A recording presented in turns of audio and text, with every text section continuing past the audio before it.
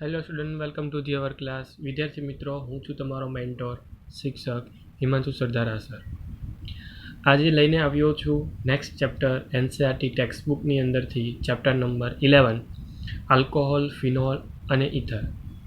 જો NCERT text book મુજબ અને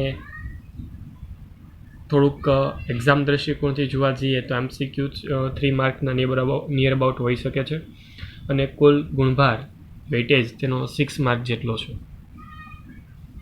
આલ્કોહોલ, ફિનોલ અને ઇથરને સમજતા પહેલાં તેના માટે એક સામાન્ય વિધાન કે જે તમારી બધાની સાપેક્ષ વારંવાર આવશે, તો એ છે આલ્કોહોલ, ફિનોલ અને ઇથર સંયોજનો અનુક્રમે આલ્કોહોલ છે તો તે પ્રક્ષાલકો, ફિનોલ છે તો તે જીવાણુનાશી પદાર્થો તરીકે અને ઇથર છે તો એ સુગંધી પદાર્થ તરીકેની ભૂમિકા ભજવતા પદાર્થો સારા અને મોટા પ્રમાણમાં છે. મીન્સ એવો રહેશે કે આલ્કોહોલિક જે પણ પદાર્થો છે તે પ્રક્ષાલકોની ભૂમિકામાં છે. ઇથર સામાન્ય પરફ્યુમ બનાવવા માટે સુગંધિત પદાર્થોની એક આપણે પરખ જે ઓળખીએ છીએ તે લિક્વિડ પદાર્થો બીજું કંઈ નહીં પરંતુ ઇથર સંયોજનો છે, અલગ અલગ પ્રકારના અલગ અલગ સમૂહ ધરાવતા. સામાન્ય રીતે જોવા જઈએ તો આ ત્રણ શબ્દને વાકેફ થવા માટે આપણે અમુક શબ્દની પાછળ જઈએ, અમુક શબ્દથી પરિચિત થઈએ એન્ડ ધેન આપણે એમ કહી શકીએ છીએ કે સરળતાથી આપણે સમજી ચૂક્યા છીએ. તો એટલા માટે હું તમને સમજાવું એલિફેટિક અને એરોમેટિક સંયોજનો. એલિફેટિક અને એરોમેટિક સંયોજનોની વાત કરું તો તમે સામાન્ય જાણો છો તે મુજબ CH3 મેં ઇથેન લખ્યું છે, આ બેન્ઝીન દર્શાવ્યું છે. જો તેમાં રહેલા એક હાઇડ્રોજનનું વિસ્થાપન કોઈ સમૂહ OH વડે કરી દઉં તો તમે જાણો છો અહીંયાથી એક હાઇડ્રોજન દૂર થશે, OH લાગશે એટલે આલ્કોહોલિક સમૂહ તૈયાર થાય છે. અને એવી રીતે OH જો બેન્ઝીન પર લાગે છે એક હાઇડ્રોજનનું વિસ્થાપન થઈને તો અહીંયા ફિનોલ બને છે. શું બને છે વિદ્યાર્થી મિત્રો? ફિનોલ સંયોજનો બને છે. જે સંયોજનો તમારી સાપેક્ષ તૈયાર થઈ રહ્યા છે એવી રીતે બહુ બધા સંયોજનો બની શકે છે. કઈ રીતે બને તેની આપણી બનાવટોની ભાગના પ્રક્રિયાના ભાગ સ્વરૂપે સમજીશું, તેના ભૌતિક ગુણધર્મ સમજીશું, રાસાયણિક ગુણધર્મ સમજીશું અને તેના નામકરણની બાબત પણ આપણે આ ચેપ્ટરમાં સમજવાના છીએ. ફરી એકવાર એક વસ્તુ ક્લિયર કરી દઉં, આ જેટલા પણ પદાર્થો આપણે ભણવાના છીએ અથવા તો જે પણ સમૂહ ભણવા જઈ રહ્યા છે કે જેને કારણે બનતા બહુ જ બધા પદાર્થો આપણા વ્યવહારિક જીવનમાં ખૂબ જ ઉપયોગી છે. જેમ કે તમારી સાપેક્ષ તૈયાર થતા આલ્કોહોલિક, ફિનોલ અને ઇથર સંયોજનોની વાત કરીશ તો એમ જ કહી શકાય કે જેમ કે અત્યારના જમાના મુજબ જે લાકડું યુઝ કરીએ છીએ ફર્નિચર માટે અથવા તો જે નોર્મલ ફર્નિચરનું લાકડું હોય તે પોલિશિંગ કરેલું હોય છે, નોર્મલ લાકડું નથી હોતું. ત્યારબાદ અલગ અલગ પ્રકારના દ્રાવકો બનાવવાની વાત કરો તો ઇથેનોલ કે જેમાં ખાસો એવો ફેમસ છે, ઓળખે છે, તમે બધા જ ઓળખો છો તેને, ઇથેનોલ જેને તમારી સાપેક્ષ દોરીને પણ આપ્યો છે. દેટ મીન્સ આવા બહુ બધા સંયોજનો તમે બનાવી શકો છો. તમે કાગળ બનાવવા માટે, વસ્ત્રો બનાવવા માટે, ત્યારબાદ ખાદ્ય શર્કરાની વાત કરીએ તો અલગ અલગ જગ્યા પર તમને આ OH સમૂહની માત્રા અનુરૂપ તમને જોવા મળશે. દેટ મીન્સ કે OH સમૂહ ધરાવતા સંયોજનોની ત્યાં એક ચોક્કસ હાજરી તમને જોવા મળશે. વિચારો તમારી સાપેક્ષમાં જોવા મળતો આ કાગળ, એ કાગળ જે છે તેમાં પણ પોલિશિંગ કરવા માટે અથવા એમ કહી શકાય કે તેની બનાવટ દરમિયાન બહુ જ બધા આલ્કોહોલિક સંયોજનો અથવા જે OH સમૂહ ધરાવતા સંયોજનો છે તેનો ખાસો એવો ઉપયોગ થાય છે. વિચારો કે જો OH સમૂહની હાજરી અહીંયા ન આપી અથવા તો OH સમૂહ વગર કાગળ પોસિબલ છે જ નહીં તો કાગળ વગરની દુનિયા કેવી હોય? વિચારો તો બહુ બધું ગાયબ કરવું પડે. તમારે નોટબુક, પુસ્તક, સમાચાર પત્રો, ચલણી નોટો, ચેક, વર્તમાનપત્રો, પ્રમાણપત્રો, તમારા આ બધી જ વસ્તુ જે કાગળમાંથી બને છે બધી તમારે ગાયબ કરવી પડે કેમ કે તમે આલ્કોહોલિક, ફિનોલ અને ઇથર સંયોજનોને ભણતા ન હોવ તો. એટલા માટે જોવા જઈએ તો આલ્કોહોલિક, ફિનોલ અને ઇથરની બહુ જ અગત્યતા રહેલી છે. એટલા માટે ખૂબ જ સારા એવા પ્રમાણમાં આપણે કાળજીપૂર્વક અલગ અલગ બાબતોને સમજવાની છે. ફરી એકવાર કહી દઉં કે જેની અંદર રાસાયણિક ગુણધર્મ, ભૌતિક ગુણધર્મ ખૂબ જ અગત્યના રહેશે. યસ, નામકરણ તો હોવાનું જ હોવાનું, કેમ કે જ્યારે પણ આપણે કોઈ સમૂહ ભણવા બેસીએ તો પહેલાં આપણે તેનું નામકરણ કરીએ છીએ એન્ડ ધેન આપણે તેના ગુણધર્મ અને બનાવટ તરફ આગળ વધતા હોઈએ છીએ. તો વિદ્યાર્થી મિત્રો, તમારી સાપેક્ષ આલ્કોહોલ અને ફિનોલ તો મેં તમને દર્શાવ્યા, પરંતુ થોડુંક આગળ તરફ વિચારવા જાઓ. હવે જે આલ્કોહોલ છે અને જે ફિનોલ છે, તે આલ્કોહોલ અને ફિનોલના આ હાઇડ્રોજનનું વિસ્થાપન કરી દેવામાં આવે. સમજો હું શું કહેવા માગું છું અને શું કહી રહ્યો છું. તમારી પાસે રહેલા હાઇડ્રોજનનું શું કરું છું? વિસ્થાપન કરું છું. જો વિસ્થાપન કરી દઉં તો તમારી પાસે કોઈ ક્રિયાશીલ સમૂહ કંઈક આ રીતે તૈયાર થાય, જેમ કે CH3 CH2O માઇનસ, અને એવી જ રીતે બેન્ઝીન અને તેના પર ઓક્સિજન માઇનસ.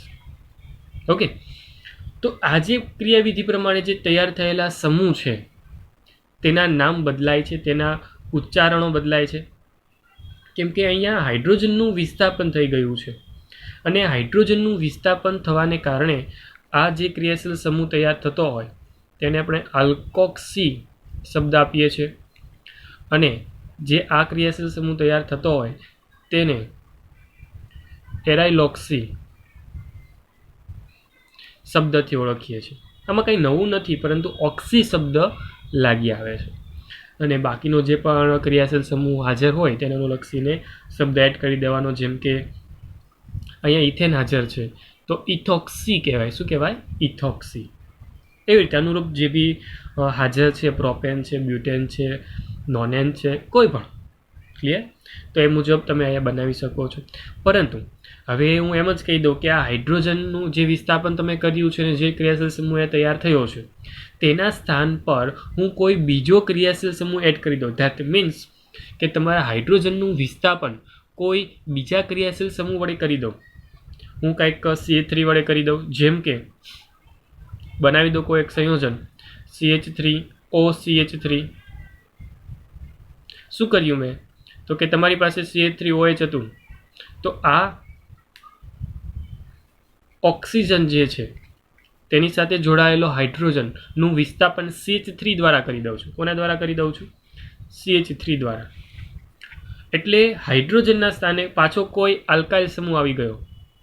ઓકે, તો આ જે ક્રિયાશીલ સમૂહ તૈયાર થાય છે તેમાં O રહેલો છે. આ O ક્રિયાશીલ સમૂહ તરીકેની ભૂમિકા છે, જેને આપણે ઇથર બોલીએ છીએ. શું બોલીએ છીએ? ઇથર. અહીંયા શું હતો? આલ્કોહોલ હતો.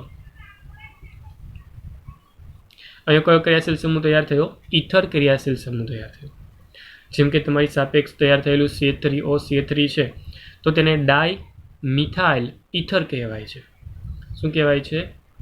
ડાય મિથાઇલ ઇથર.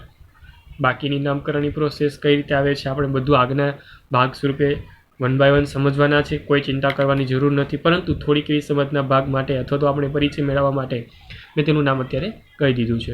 પરંતુ તમે આ વસ્તુથી વાકેફ છો જ કે કયો OH સમૂહ છે અને કયો O સમૂહ છે. OH સમૂહને શું કહેવામાં આવે અને O સમૂહને શું કહેવામાં આવે.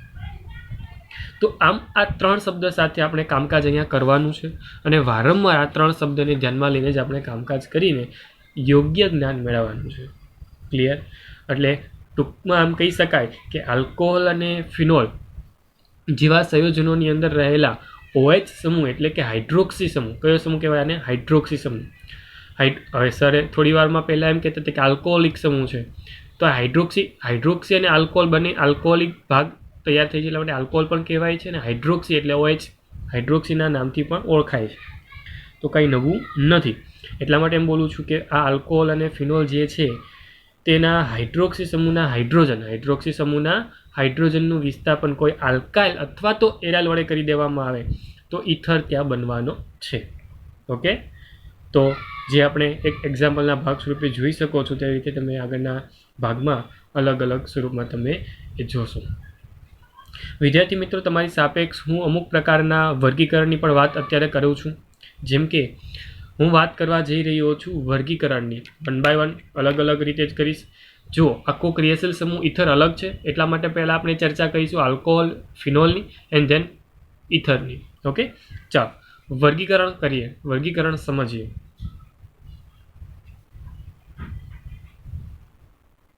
હવે સામાન્ય જ્યારે વર્ગીકરણ થતું હોય ને ત્યારે મેં વાત કરી તે મુજબ આપણે શરૂઆત કરીએ તો આલ્કોહોલિક ભાગથી કરીએ, ત્યારબાદ આપણે ફિનોલિક લઈએ, ત્યારબાદ આપણે ઇથરની વાત કરીએ. જો તમે આલ્કોહોલની વાત કરો છો તેની વાત કરો છો આલ્કોહોલની. તો આલ્કોહોલિક સંયોજનોની અંદર તેની હાજરીને લઈને પહેલાં તો અલગ અલગ પ્રકૃતિ તૈયાર થાય અને હાજરીને લઈને તેની અલગ અલગ સંખ્યાને અનુલક્ષીને તેનું વર્ગીકરણ થાય. જેમ કે હું એમ કહી દઉં કે C2H5OH જેમાં એક જ હાજર છે. કેટલા હાજર છે? એક જ. હું એમ કહી દઉં CH2OH બે હાજર છે. અને એવી જ રીતે CH2OH તેની સાથે ફરી એકવાર CHOH તેની સાથે હજી એક CH2OH. ધેટ મીન્સ અહીંયા 3 હાજર છે. તો ઇનડાયરેક્ટલી હું અહીંયા આલ્કોહોલ અને ફિનોલને અનુલક્ષીને લઈશ અને તેમાં રહેલા જે પણ ક્રિયાશીલ સમૂહ છે તે 1, 2 અથવા તો 3 અથવા તો તેનાથી વધુ સંખ્યામાં હોય તો અનુક્રમે આપણે તેને મોનોહાઇડ્રોક્સી અથવા તો મોનોહાઇડ્રિક 2 છે તેને ડાયહાઇડ્રિક અને એવી જ રીતે જો 3 છે તો ટ્રાયહાઇડ્રિક તરીકે આપણે ઓળખી શકીએ છીએ. ક્લિયર? તો આમ તમે અનુવર્તી રીતે જે પણ સંખ્યાને ધ્યાનમાં લઈને અલગ અલગ OH સમૂહ હાઇડ્રોક્સી સમૂહ હાજર છે તેને ધ્યાનમાં લઈને તમે અહીંયા હાઇડ્રિક, ડાયહાઇડ્રિક અને ટ્રાયહાઇડ્રિક જેવી પ્રકૃતિ તમે આપી શકો છો કે જે તેના ભાગ સ્વરૂપે જ રહેલું છે. મોનોહાઇડ્રિક આલ્કોહોલિક સંયોજનોને હાઇડ્રોક્સી સમૂહ જે કાર્બન પરમાણુ સાથે જોડાયેલા હોય તેનું સંકરણ કયું છે હું એને ધ્યાનમાં લઉં. ફરી એકવાર આખો મુદ્દો ફરી એકવાર બોલું છું. તમારી પાસે મોનોહાઇડ્રિક આલ્કોહોલિક સંયોજન છે તેમાં રહેલા હાઇડ્રોક્સી સમૂહ કે જે કયા કાર્બન સાથે જોડાયેલું છે તેનું સંકરણ કયું છે તે પણ જોવામાં આવે છે અને તેને અનુલક્ષીને પણ તેના વર્ગીકરણના ભાગો તૈયાર થાય છે. જેમ કે તમારી સાપેક્ષ રજૂ કરું કે જેને કારણે તમને વધુ સરળતાથી સમજ પડે. ચાલો હું શરૂઆત કરું કે જો કાર્બન sp3 પ્રકારનો હોય કે જેની સાથે તમારો OH સમૂહ જોડાયેલો હોય તો કાર્બન બંધ OH બંધ ધરાવતા સંયોજનો. ફરી એકવાર શું સૂચન કરું છું અહીંયા હું? સૂચન એ બાબતનું જ છે કે જે OH છે એ સામાન્ય sp3 પ્રકારનો ઘટક સાથે જોડાયેલો છે. મતલબ એવો જ રહેશે કે આલ્કોહોલિક સમૂહ જે સંયોજન તૈયાર થાય છે આ વર્ગમાં OH સમૂહ એ ડાયરેક્ટ sp3 ધરાવતા કાર્બનની હાજરીએ જોડાયેલો છે. જેમ કે કોઈ આવી શૃંખલા કન્ટિન્યુ છે તો CH2 અને અહીંયા આવી ગયું OH.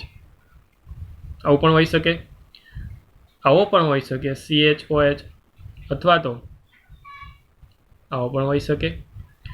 જો આ કાર્બન સાથે એક કાર્બન જોડાવાની શક્યતા છે, આ કાર્બન સાથે બીજા 2 કાર્બન જોડાવાની શક્યતા છે, આ કાર્બન સાથે બીજા 3 કાર્બન સાથે જોડાવાની શક્યતા છે. એટલા માટે આ આલ્કોહોલિક ભાગ જે તૈયાર થાય છે તેને પ્રાથમિક પ્રકારનો કહેવાય. જે આ આલ્કોહોલિક ભાગ તૈયાર થાય છે એ દ્વિતીયક પ્રકારનો કહેવાય. કેવો પ્રકાર? દ્વિતીયક. અને એવી રીતે જો 3 હોય તો તૃતીયક કહી શકાય છે. તો આમ તમે જે પણ OH સમૂહ અનુક્રમે પ્રાથમિક, દ્વિતીયક અને તૃતીયક કાર્બન પરમાણુ સાથે જોડાવાની પ્રકૃતિ જે છે તેને અનુલક્ષીને તમે અહીંયા આપી શકો છો. ઓકે, ચાલો હું આમાં જ આગળ વધું. તો હવે સમજો કે એલાયલિક આલ્કોહોલ સંયોજનો પણ હોઈ શકે. હેડિંગ ચેન્જ કરું છું. કેવા લઈ જાઉં છું? એલાયલિક આલ્કોહોલ સંયોજનો. હવે આમાં શું છે તો આ વસ્તુમાં હું સરળતાથી કહીશ કે જ્યારે પણ આપણે એલાયલિક શબ્દ બોલીએ છીએ ને ત્યારે વિદ્યાર્થી મિત્રો શું યાદ રાખવાનું કે જે પણ કાર્બન જુઓ આમાં આ વસ્તુ તમે સમજી ગયા છે ને. તો આ કાર્બનની પ્રકૃતિ છે ને sp3 પ્રકારની છે, પરંતુ આની સાથે જો આ કાર્બન સાથે જોડાયેલો કોઈ કાર્બન છે તો sp2 વાળો હોવો જોઈએ. એક્ઝામ્પલ તરીકે લખું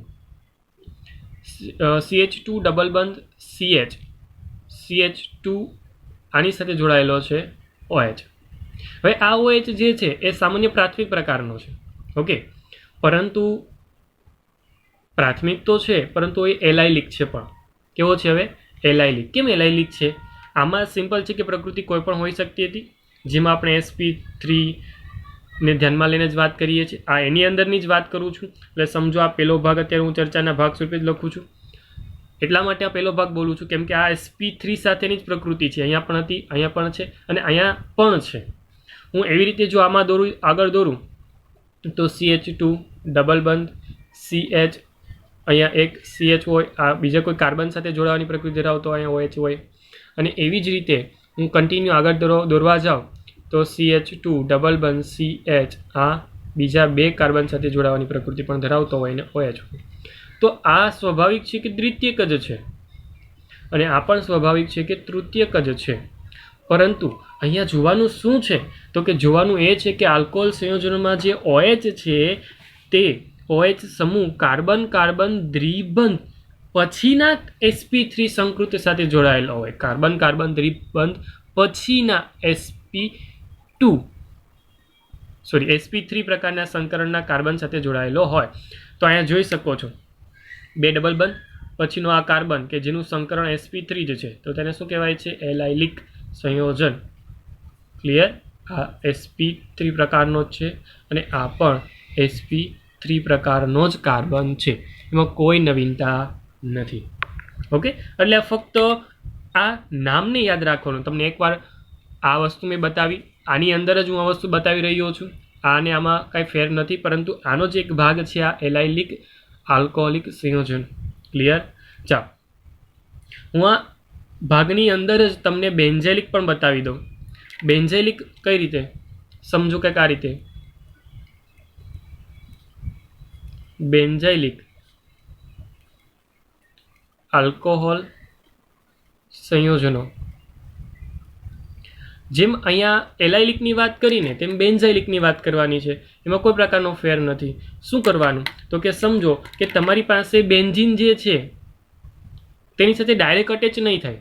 OH સમૂહ બેન્ઝીન સાથે ડાયરેક્ટ અટેચ થશે નહીં. કેમ? તો કે તે કોઈ કાર્બન સાથે જોડાયેલો હશે ને આ કાર્બન સાથે મારો OH સમૂહ જોડાયેલો હશે. જેમ ડબલ બંધની સાથે જોડાઈને એની સાથે OH જોડાય તો તેને એલાઇલિક કહેવાય. તો એવી જ રીતે અહીંયા છે. ક્લિયર? સમજ પડી ગઈ? તો હું એ જ વસ્તુ તમને કહેવા માગું છું કે તમારી પાસે બેન્ઝીન છે તો બેન્ઝેલિક શબ્દ યુઝ કરવાનો છે.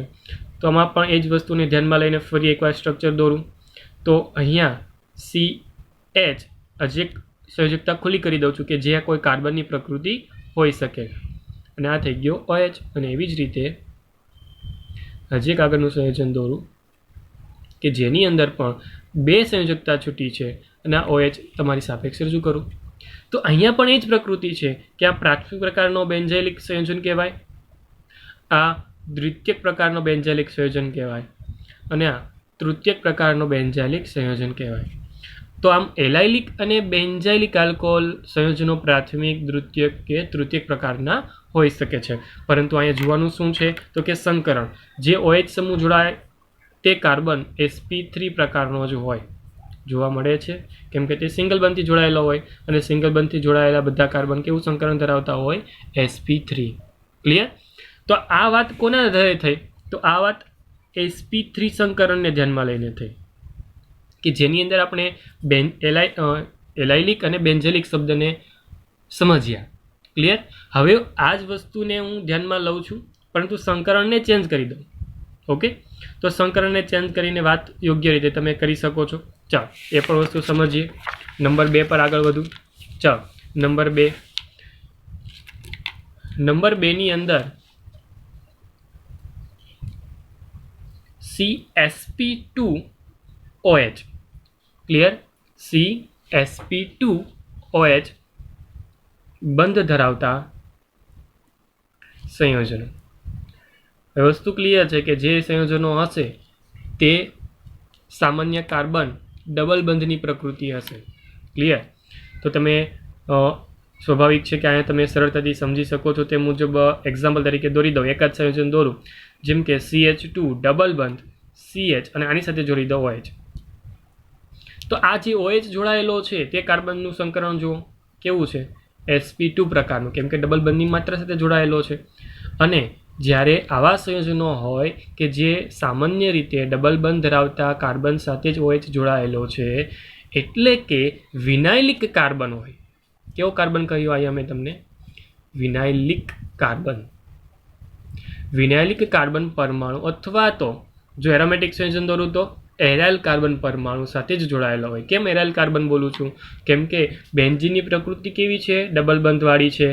જુઓ, અને આ ડબલ બંધના કાર્બનો જે છે તેની સાથે ડાયરેક્ટ હું જોડી દઉં તો OH ચાલે કે ન ચાલે? તો આ એલાઇલિક મોનોહાઇડ્રિક થયો કે ન થયો, કે જેમાં એક જ કાર્બન છે. જો હું સંયોજન કંઈક ચેન્જ કરી દઉં, આવી રીતે દોરી દઉં, અહીંયા OH છે અને અહીંયા પણ OH છે, તો આ કેવો થયો? તો આ ડાયહાઇડ્રિક થયો, કે જેમાં 2 OH સમૂહ રહેલા છે. હું એવી રીતે આગળ વધું તો સંયોજનમાં કરી દઉં કોઈ પણ 3 જગ્યા ધ્યાનમાં લઈને. ચલો કંઈક આ રીતે, તો આ ટ્રાયહાઇડ્રિક થઈ ગયો. કોઈ ડિફિકલ્ટી નથી, એકદમ ઇઝી સ્વરૂપ છે. જો 1 હોય તો મોનો, 2 હોય તો ડાયહાઇડ્રિક અને 3 હોય તો ટ્રાયહાઇડ્રિક. પણ આ બધી પ્રકૃતિ કેવી છે જોઈ શકો છો, સમજી શકો છો સરળતાથી, કે એ બધા જ OH સમૂહ સામાન્ય એવા કાર્બન સાથે જોડાયેલા છે કે જેનું સંકરણ sp2 પ્રકારનું હોય. જોઈ શકો છો, બધા જ કાર્બનને તમે અવલોકનમાં લઈ શકો છો. બધાનું સંકરણ કેવું રહેશે? sp2 પ્રકારનું છે. કેવું છે? sp2 પ્રકારનું. એટલે કોઈ ચિંતા જેવી બાબત અહીંયા નથી. અને સરળતાથી તમે ઓળખી શકો છો કે જો એલિફેટિક હશે તો સામાન્ય તેના માટે શબ્દ વપરાયો છે. કેવો કાર્બન છે? વિનાઇલિક કાર્બન, કે જેને કારણે સંયોજન તૈયાર થશે તેનું નામ તૈયાર થશે વિનાઇલિક આલ્કોહોલ સંયોજનો. ઓકે.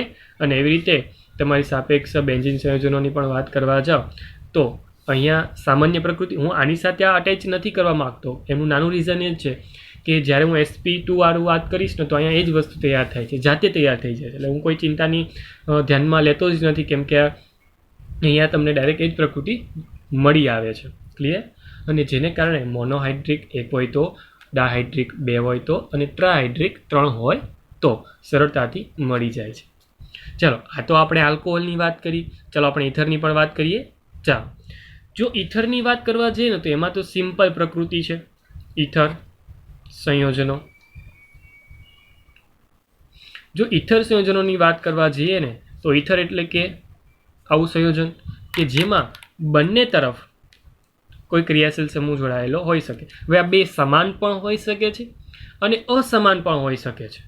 તો એને અનુલક્ષીને તેનું વર્ગીકરણ તૈયાર થાય કે 2 આલ્કાઇલ સમૂહ અથવા તો એરાઇલ સમૂહ સમાન હોય તો સાદા અથવા તો સંમિત ઇથર સંયોજન તરીકે ઓળખાય, અને જો જુદા જુદા હોય તો તે મિશ્રિત અથવા તો અસંમિત પ્રકારનો ઇથર ઓળખાય. જો સમાન છે અને અસમાન છે, 2 પ્રકારની પ્રકૃતિ અહીંયા તૈયાર થઈ છે. જો સમાન હોય તો તેને સાદા ઇથર સંયોજનો અથવા શું કહેવાય? સમમિતીય સંયોજનો. જો અસમાન છે, R અને R ડેશ કેવા છે? અસમાન છે, તો તેને મિશ્રિત અથવા તો અસંમિતીય પ્રકારના ઇથર સંયોજનો તરીકે આપણે ઓળખી શકીએ છીએ. એક્ઝામ્પલ આપું તો કે C2H5O CH3 અલગ અલગ છે. જુઓ, C2H5O C2H5 જો બંને સમાન છે તો સિમ્પલ વસ્તુ છે કે આ જે છે એ કેવો છે? મિશ્રિત અથવા તો અસંમિત. ટૂંકમાં લખું છું, સમજજો થોડુંક. આ બંને સમાન છે તો આ સાદા પ્રકારનો ઇથર કહેવાય અથવા તો સમમિતીય ઇથર કહેવાય. ચાલો હું આમ લખું તો C2H5O C6H5 તો સમાન છે? નથી સમાન, તો તેને શું કહેવાય? યસ, અસંમિતીય ઇથર સંયોજનો. ક્લિયર? આઈ વિશ કે તમને આ વસ્તુ ક્લિયર થતી સમજાવી. અને બસ આટલી જ વસ્તુ આમાં રહેલી છે કે જેમાં ફક્ત ને ફક્ત બંને તરફના જે પણ શૃંખલામય ભાગ હોય તે આલ્કાઇલ અથવા તો એરાઇલ સમૂહ હોઈ શકે છે, પરંતુ તે સમાન છે કે અસમાન છે તે પ્રકૃતિને ધ્યાનમાં લઈને તેને સાદા, સમિતીય અથવા તો મિશ્રિત અસમિતીય પ્રકારની પ્રકૃતિમાં વિભાજિત કરી શકાય છે. તો વિદ્યાર્થી મિત્રો, આ તો એનું વર્ગીકરણ કે જેમાં આપણે એકદમ સરળ ભાષામાં સિમ્પલ વર્ડ્સ દ્વારા આપણે વસ્તુને સમજવાની ટ્રાય કરી.